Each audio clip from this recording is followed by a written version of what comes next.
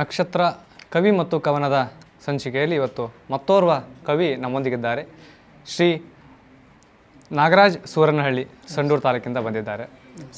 ನಮ್ಮ ನಕ್ಷತ್ರ ವಾಹಿನಿಗೆ ಪ್ರೀತಿಪೂರ್ವಕವಾದಂಥ ಸ್ವಾಗತ ಸರ್ ತಮಗೆ. ನಕ್ಷತ್ರ ಕವಿ ಮತ್ತು ಕವನ ವಿಭಾಗ ಅದು ಇವತ್ತು ಕನ್ನಡ ಸುವರ್ಣ ಸಂಭ್ರಮಕ್ಕೆ ನಾವೆಲ್ಲ ಕಾಲಿಡ್ತೀವಿ. ಆ ಸಂಭ್ರಮವನ್ನು ಆಚರಣೆ ಮಾಡ್ತಾ ಇದ್ದೇವೆ.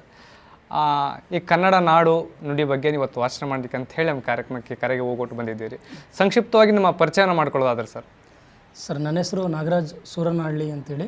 ನಾನು ವಿವೇಕಾನಂದ ಅನುದಾನಿತ ಹಿರಿಯ ಪ್ರಾಥಮಿಕ ಶಾಲೆಯ ಶಿಕ್ಷಕ ಸರ್, ಸಂಡೂರು.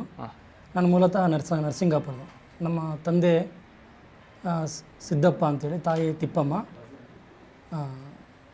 ನಿಮ್ಮ ಸಾಹಿತ್ಯ ಕೃಷಿ ಸರ್, ಮೂಲತಃ ನಾನು ಡಿಗ್ರಿ ಮಾಡ್ತಕ್ಕಂಥ ಸಂದರ್ಭದಲ್ಲಿ ಚಿಕ್ಕ ಪುಟ್ಟ ಚುಟುಕುಗಳ ರೀತಿಯಲ್ಲಿ ಅನೇಕವನ್ನೆಲ್ಲ ಬರಿತಾ ಇದ್ದೆ. ಅವು ಅಲ್ಲಿಗೆ ಸೀಮಿತ. ಆಮೇಲೆ ಬರೆಯೋದಕ್ಕೆ ಮತ್ತೆ ನಂತರ ಪ್ರೇರಣೆ ಯಾರಪ್ಪ ಅಂದರೆ ನನ್ನ ಮಡದಿ ಸರ್, ಸರೋಜಾ ಅಂತೇಳಿ, ವಿಶಾಲ ಅಂತೇಳಿ. ಸೊ ಅವ್ರು ನನಗೆ ಮೊದಲು ಮದುವೆಗಿಂತ ಮುಂಚಿತ ನನಗೆ ಪರಿಚಯ ಆಗಿದ್ದರು. ಸೊ ಅವ್ರ ಮೇಲೆ ನನ್ನ ಕವನಗಳನ್ನು ಬರಿತಾ ಇದ್ದೆ. ಅದಂಗೆ ಪ್ರೇರಣೆ ಆಗಿ ಬರಿತಾ ನನಗೂ ಕವನಗಳನ್ನು ಕಟ್ಟಬೇಕು ಅಂತಾಯಿತು. ಜೊತೆಗೆ ನಾನು ಡಿ ಎಡ್ ಮಾಡಬೇಕಾದ್ರೆ ನನ್ನ ಸ್ನೇಹಿತರು ಶಶಿಧರ್ ಉಬ್ಬುಲಗಂಡಿ ಮತ್ತು ಹಾಲೇಶ್ ಶಕ್ಕಂಡಿ ಅಂತೇಳಿ ಅವರು ಬರಿತಾ ಇದ್ರು ಸರ್. ಬರೆದ ಆಮೇಲೆ ನಾನು ಅಲ್ಲಿಗೆ ಸ್ಟಾಪ್ ಮಾಡ್ಕೊಂಡಿದ್ದೆ. ಅವರು ಪುಸ್ತಕಗಳನ್ನು ಹೊರತಂದರು. ಸೊ ಅವಾಗ ನಾನು ಬರಿತಾ ಇದ್ದಲ್ಲ, ನಾನು ಏನಾದರೂ ಸಾಹಿತ್ಯಕ್ಕೆ ಏನಾದರೂ ನನ್ನ ಕೊಡುಗೆಯನ್ನು ಕೊಡ್ಬೋದಲ್ಲ ಅಂತೇಳಿ ಸೊ ಅಲ್ಲಿಗೆ ಸ್ಟಾಪ್ ಮಾಡಿದ್ದೆ. ನೆಕ್ಸ್ಟ್ ಮತ್ತೆ ಬರಿತಾ ಶುರು ಮಾಡಿದೆ ಸರ್. ಅವರು ಇಬ್ಬರು ನನಗೆ ಭಾಳಷ್ಟು ಪ್ರೇರಣೆ ಆದರು. ಅದಂತರ ನಾನು ಕವನಗಳನ್ನು ಬರಿತಾ ಹೋಗಿ ಅಭ್ಯಾಸವನ್ನು ಮಾಡಿ ಕವನಗಳನ್ನು ಬರಿತಾ ಹೋದೆ. ಸೊ ನನ್ನ ಕನ್ನಡ ಸಾಹಿತ್ಯ ಕೂಡ ನನ್ನ ಚಿಕ್ಕದಾಗಿರ್ತಕ್ಕಂಥ ಒಂದು ಕವನ ಸಂಕಲನ, ಉಳ್ಳವರ ಊರಿನಾಲಿಗೆ ಅಂತೇಳಿ ಒಂದು ಕವನ ಸಂಕಲನವನ್ನು ಹೊರತಂದೆ ಸರ್. ಅದಾದ ನಂತರ ಮತ್ತು ಇನ್ನೂ ಹೆಚ್ಚಿಗೆ ಬರಿತಾ ಹೋಗ್ತಾ ಇದ್ದೀನಿ ಸರ್. ಈಗ ಸುಮಾರು 200 ಕವನಗಳನ್ನು ಬರೆದಿದ್ದೀನಿ. ಜೊತೆಗೆ ಷಟ್ಪದಿಯಲ್ಲಿ ಆಮೇಲೆ ಅನೇಕ ಪ್ರಕಾರಗಳಲ್ಲಿ ಕವನಗಳನ್ನು ಬರಿತಾ ಇದ್ದೀನಿ. ಸೊ ಕಥೆಗಳಲ್ಲಿ ಕೂಡ ತೊಡ್ಕೊಂಡಿದ್ದೀನಿ. ಈ ಕವನ ಜೊತೆಗೆ ಮುಂದಿನ ಒಂದು ಕನ್ನಡ ಸಾಹಿತ್ಯದಲ್ಲಿ ಹೆಚ್ಚಿಗೆ ತೊಡಗಿಸ್ಕೊಂಡು ಹೋಗಬೇಕು ಅಂತೆಲ್ಲ ಮಾಡಿದ್ರಿ. ಸಾಹಿತ್ಯ ಅವಶ್ಯವಾ ನಿಮಗೆ ವೃತ್ತಿ ಜಂಗದೊಳಗೆ? ಸೊ ಬೇಕು ಸರ್. ಪ್ರತಿಯೊಬ್ಬ ವ್ಯಕ್ತಿಯೂ ಕೂಡ ಸಾಹಿತ್ಯ ಅಂತಕ್ಕಂಥದ್ದು ಬೇಕು. ಯಾಕಂದರೆ ನನ್ನ ತಾಯಿ ಭಾಷೆಯಲ್ಲಿ ಇರ್ತಕ್ಕಂಥ ಕನ್ನಡದಲ್ಲಿ ಇರ್ತಕ್ಕಂಥ ಒಂದು ಸಾರಸತ್ವ ವಿಚಾರವನ್ನು ನಾವು ತಿಳ್ಕೋಬೇಕು, ಕನ್ನಡದ ಬಗ್ಗೆ ತಿಳ್ಕೋಬೇಕು.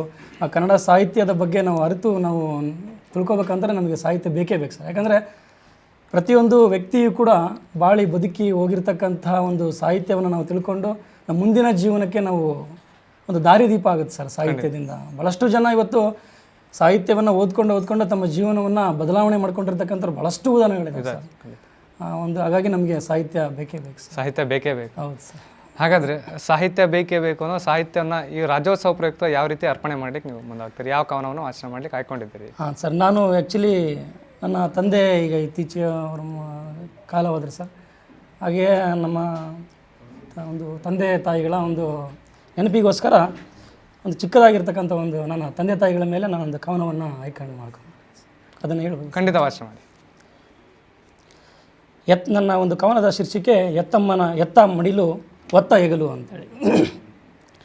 ನನ್ನ ಎತ್ತಮ್ಮನ ಮಡಿಲು ನನಗೆ ಆನಂದದ ಕಡಲು, ನನ್ನ ಹೊತ್ತ ಅಪ್ಪನ ಹೆಗಲು ಅಂಬಾರಿಗಿಂತಲೂ ಮಿಗಿಲು. ಇಂತಹ ನೆನಪು ಮರೆಯಲಾದೀತೆ. ಅಪ್ಪನ ಬೆನ್ನ ಮೇಲೆ ಕುಳಿತೊಡನೆ ಮನದಲ್ಲೇನೋ ಆನಂದ ನನಗೆ. ಅಮ್ಮನ ಮುದ್ದು ಮಗವ ಕಂಡೊಡನೆ ಯುದ್ಧ ಗೆದ್ದ ಸಂಭ್ರಮ ನನಗೆ. ಇಂತಹ ಕ್ಷಣವು ಮರಳಿ ಬಂದೀತೆ. ಜೀವನದಲ್ಲಿ ಕಷ್ಟ ಕೋಟಲೆಗಳಿದ್ದರೂ ನನ್ನ ಮುದ್ದಾಗಿ ಸಾಕಿದರು ಅವರು.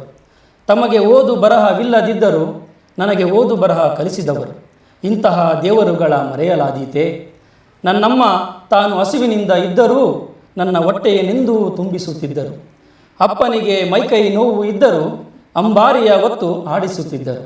ಇಂತಹ ನಿಸ್ವಾರ್ಥಿ ಜೀವಿಗಳ ಮರೆಯಲಾದೀತೆ. ನಾ ಅತ್ತಾಗಲೆಲ್ಲ ನೆತ್ತಿಯ ಸವರಿ ತುತ್ತು ತಿನಿಸಿದ ಅಮ್ಮನ ಋಣವ, ನಾ ಅತ್ತಾಗಲೆಲ್ಲ ಎಗಲ ಮೇಲೊತ್ತು ತಿರುಗಿದ ಅಪ್ಪನ ಅಕ್ಕರೆಯ ಪ್ರೀತಿಯ ಋಣವ ನನ್ನಿಂದ ತೀರಿಸಲಾದೀತೆ. ಎಂದೆಂದಿಗೂ ನನ್ನಿಂದ ತೀರಿಸಲಾದೀತೆ. ಒಂದು ಚಿಕ್ಕ ಕವನ ಸರ್. ಮಾಡಿಲ್ಲ. ಆಧುನಿಕ ಕವಿಗಳು ಒಂದು ಕಡೆ ಒಂದು ಚುಟುಕು ಕವನವನ್ನು ಹೇಳ್ತಾರೆ. ಏನಂತ ಹೇಳಿದ್ರೆ ಅಪ್ಪ ಅಮ್ಮನ ಬಗ್ಗೆ. ಅಪ್ಪನ ಹೆಗಲ ಮುಂದೆ ಯಾವ ಪದವಿ ಮತ್ತು ಪರ್ವತಗಳು ಎತ್ತರವಾಗಿ ಕಾಣಲೇ ಇಲ್ಲ ಅಂತ. ಅಮ್ಮ ಅಂಗೈ ಹಚ್ಚಿ ಬಡಿದ ರೊಟ್ಟಿಯ ಮುಂದೆ ಬಾಣಚಂದ್ರನ ಸಹ ಅತ್ಯಂತ ಚಿಕ್ಕನಾಗ್ಬಿಟ್ಟಂತೆ. ಅಷ್ಟು ಸುಂದರವಾಗಿ ಕಾಣಲಿಲ್ಲ ಅಂತ. ಈ ನಿಟ್ಟಿನೊಳಗೆ ಅತ್ಯಂತ ಸುಂದರವಾಗಿರ್ತಕ್ಕಂಥ ಕವನ ಬರೆದ್ರಿ. ನಾವು ಇದನ್ನೇ ಬರೀಬೇಕು, ಈ ರೀತಿ ವರ್ಣನೆ ಮಾಡಬೇಕಂತ ಯಾವ ರೀತಿ ನೀವು ಅದನ್ನ ಅಕ್ಷರ ಭಾವನೆಗಳು ಸ್ಫುರಿಸಿದ್ವು? ಯಾಕಂದರೆ ಸರ್, ಇವತ್ತು ನಮ್ಮ ತಂದೆ ತಾಯಿಗಳಿಲ್ದಂಗೆ ನಾವು ಈ ಭೂಮಿ ಮೇಲೆ ಬಂದಿಲ್ಲ ಸರ್. ಅಂಥ ತಂದೆ ತಾಯಿಗಳು ಕನಸು ಕಟ್ಟಿಕೊಂಡು ಅವ್ರು ನಮ್ಮನ್ನು, ನನ್ನ ಮಗ ಈ ಥರ ಆಗಬೇಕು, ನನ್ನ ಮಕ್ಕಳು ಈ ಥರ ಬೆಳಿಬೇಕು ಅಂತಕ್ಕಂಥ ಕನಸನ್ನು ಕಟ್ಕೊಂಡು ಅವರಿಗೆ ಸಾವಿರಾರು ರೀತಿಯಾಗಿರ್ತಕ್ಕಂಥ ತೊಂದರೆಗಳಿದ್ದರೂ ಕೂಡ, ಕಷ್ಟಗಳಿದ್ದರೂ ಕೂಡ ಅವನ್ನ ಯಾವತ್ತೂ ನಮಗೆ ತೋರ್ಪಡಿಸಲ್ಲ ಸರ್ ಕಷ್ಟಗಳನ್ನು. ನನ್ನ ಮಕ್ಕಳಿಗೆ, ನನಗೆ ಬಂದಿರತಕ್ಕಂತಹ ಕಷ್ಟ, ನನಗೆ ಬಂದಿರತಕ್ಕಂತಹ ತೊಂದರೆಗಳು ನನ್ನ ಮಕ್ಕಳಿಗೆ ಬರಬಾರ್ದು ಅಂತೇಳಿ ಅವರು ಭಾಳಷ್ಟು ಗೌಪ್ಯವಾಗಿ ತಮ್ಮ ಕಷ್ಟಗಳೆಲ್ಲ ಗೌಪ್ಯವಾಗಿಟ್ಟು ನಮಗೆ ಸಂತೋಷವನ್ನು ಕೊಡ್ತಿರ್ತಾರೆ. ಆ ಒಂದು ನಿಟ್ಟಿನಲ್ಲಿ ನನ್ನ ತಂದೆ ತಾಯಿ ಕೂಡ ಅವಿದ್ಯಾವಂತರು ಸರ್. ಅವರು ಓದದೇ ಇದ್ದರೂ ಕೂಡ ನಮ್ಮ 3 ಜನ ಅಣ್ಣ ತಮ್ಮರನ್ನ, ತಂಗಿಯರನ್ನೆಲ್ಲ ಭಾಳ ಚೆನ್ನಾಗಿ ಓದಿಸಿದರು. ನಾವು ಕೂಡ ಅವರ ಅವರ ಒಂದು ಕಷ್ಟಗಳನ್ನು ನೋಡಿಕೊಂಡು ಬೆಳೆದಿರ್ತಕ್ಕಂಥವ್ರು. ಜೊತೆಗೆ ನಮ್ಮ ತಂದೆ ತಾಯಿಗಳು ನನ್ನ ಮಕ್ಕಳು ಒಂದು ಉನ್ನತ ಸ್ಥಾನಕ್ಕೆ ಹೋಗಲಿ ಅಂತೇಳಿ ನಮಗೆ ಎಲ್ಲವನ್ನು ಕೊಟ್ಟರು, ಓದಿಸಿದರು, ಚೆನ್ನಾಗಿ ವಿದ್ಯಾಭ್ಯಾಸವನ್ನು ಕೊಟ್ಟರು. ಆದರೆ ಅವ್ರು ಯಾವತ್ತೂ ನಮಗೆ ಕಾಣಲೇ ಇಲ್ಲ. ಅಂದರೆ ನಮ್ಮ ಎಲೆಮರೆ ಕಾಯಿ ಅಂತಾರಲ್ಲ, ಆ ಥರ ಇದ್ದು ನಮ್ಮನ್ನು ಬೆಳೆಸಿದ್ರು ಸರ್. ಹಾಗಾಗಿ ಅದೊಂದು ದೃಷ್ಟಿಕೋನ ಇಟ್ಕೊಂಡು ನನ್ನ ತಂದೆ ತಾಯಿಗೋಸ್ಕರ ನಾನು ಯಾವುದೋ ಒಂದು ಸಣ್ಣದಾಗಿರ್ತಕ್ಕಂಥ ಒಂದು ಕೃತಜ್ಞತೆಯನ್ನು ಸಲ್ಲಿಸೋಣ ಅಂತೇಳಿ ಈ ಒಂದು ಕವನವನ್ನು ಕಟ್ಟಿದ್ದೆ ಸರ್. ತುಂಬ ಅರ್ಥಪೂರ್ಣವಾಗಿರ್ತಕ್ಕಂಥ ಕವನವನ್ನು ವಾಚನ ಮಾಡಿದರು. ಅವರ ತಂದೆ, ಅವರ ತಾಯಿಗೆ ಯಾವ ರೀತಿಯಲ್ಲಿ ನಾವು ಗೌರವ ಸಮರ್ಪಣೆಯನ್ನು ಮಾಡಬೇಕು, ಅವರಿಗೆ ಕೃತಜ್ಞತೆ ಅಂತೀವಿ ಅಂತ ಹೇಳಿದರೆ ಖಂಡಿತವಾಗಿಯೂ ಅದನ್ನು ನಾವು ತೀರಿಸಲಿಕ್ಕೆ ಅಸಾಧ್ಯ ಮತ್ತು ಕಷ್ಟ ಸಾಧ್ಯವಾಗಿರ್ತಕ್ಕಂಥ ಮಾತು. ಆದರೂ ಸಹ ಸ್ಫುರಿಸಿರುವ ಭಾವನೆಗಳಿಗೆ ಅಕ್ಷರ ರೂಪವನ್ನು ನೀಡಿ ಈ ಒಂದು ಹೆತ್ತ ಮಡಿಲು ಒತ್ತ ಹೆಗಲು ಎನ್ನುವಂತಹ ಶೀರ್ಷಿಕೆಯಲ್ಲಿ ಅತ್ಯಂತ ಅರ್ಥಪೂರ್ಣ ಮತ್ತು ಸುಂದರ ಕವನವನ್ನು ನಮ್ಮ ನಕ್ಷತ್ರ ಕವಿ ಮತ್ತು ಕವನ ವಿಭಾಗದಲ್ಲಿ ನೀವು ಹಂಚ್ಕೊಂಡ್ರಿ. ತಮಗೆ ಅತ್ಯಂತ ಪ್ರೀತಿಪೂರ್ವಕವಾಗಿರ್ತಕ್ಕಂಥ ಧನ್ಯವಾದಗಳು ಸರ್. ಮತ್ತೊಮ್ಮೆ ನಮ್ಮ ನಕ್ಷತ್ರ ವಾಹಿನಿಗೆ ತಾವು ಬರಬೇಕಂತ ಹೇಳ್ತಾ ತಮಗೆ ಧನ್ಯವಾದಗಳು, ನಮಸ್ಕಾರ. ಖಂಡಿತ ಸರ್, ನನಗೆ ಒಂದು ಅವಕಾಶ ಕಡಿಮೆ ಸಿಕ್ಕಿದ್ದು. ಯಾಕಂದರೆ ಇದು ನಕ್ಷತ್ರ ವಾಹಿನಿಯ ಮೂಲಕ ಇವತ್ತು ನನಗೆ ಒಂದು ಅವಕಾಶ ಸಿಕ್ಕಿದೆ. ನಿಜವಾಗ್ಲೂ ಕೂಡ ನನಗೆ ಭಾಳಷ್ಟು ಧನ್ಯವಾದಗಳನ್ನು ಹೇಳ್ಬೇಕು ಅನಿಸುತ್ತೆ. ಯಾಕಂದರೆ ನಿಮಗೂ, ಕಾರ್ತಿಕಾಚಾರ್ಯ ಸರ್ ಅವರಿಗೂ, ಹಾಗೂ ಆಲೇಶ್ ಕಣ್ ಸರ್ ಮತ್ತು ಗುರುಬಸವರಾಜ್ ಸರ್ ಅವರಿಗೆ ನಿಜವಾಗ್ಲೂ ಕೂಡ ನಾನು ತುಂಬ ಹೃದಯ ಧನ್ಯವಾದ. ಯಾಕಂದರೆ ನಮಗಿಂಥ ಅವಕಾಶಗಳು ಕಡಿಮೆ ಸಿಕ್ಕಿರೋದು ಇವತ್ತು ನನಗೆ ಸಿಕ್ಕಿದೆ. ಈ ಒಂದು ನಕ್ಷತ್ರ ವಾಹಿನಿಗೂ ನಾನು ಹೃದಯಪೂರ್ವಕವಾಗಿರ್ತಕ್ಕಂಥ ಧನ್ಯವಾದಗಳನ್ನು ತಿಳಿಸ್ತೇನೆ. ನಕ್ಷತ್ರ ಕವಿ ಕವನದ ಒಂದು ಆಯೋಜನೆ ಅಥವಾ ಚಿಂತನೆ ಇದೆ ಅಂತ ಹೇಳಿದರೆ, ವೇದಿಕೆ ಸಿಕ್ಕವರಿಗೆ ಮತ್ತೊಂದು ಹೊಸ ವಿನೂತನ ಕಾರ್ಯಕ್ರಮ, ಒಂದು ವಿನೂತನ ಕಾರ್ಯಕ್ರಮದಿಂದ 100 ಅವಕಾಶ ಸಿಗಬಹುದು ಎನ್ನುವ ಉದ್ದೇಶದಲ್ಲಿ ಈ ಒಂದು ಸೇವೆಯನ್ನು ಪ್ರಾರಂಭಿಸಿ ಮಾಡ್ತಕ್ಕಂಥದ್ದು. ತಮ್ಮ ಮತ್ತು ಕಾವ್ಯ ಕೃಷಿ, ಸಾಹಿತ್ಯ ಕೃಷಿ ಮತ್ತಷ್ಟು ಇಮ್ಮಡಿಗೊಳ್ಳಲಿ, ಮತ್ತಷ್ಟು ಕಾವ್ಯ ಪ್ರಮಾಣ ಹೆಚ್ಚಾಗಲಿ ಅಂತಕ್ಕಂಥ ಶಾರದೆಯಲ್ಲಿ ಪ್ರಾರ್ಥಿಸ್ತಾ ನಿಮಗೆ ಅತ್ಯಂತ ಪ್ರೀತಿಪೂರ್ವಕ ಧನ್ಯವಾದಗಳು. ಧನ್ಯವಾದ ಸರ್.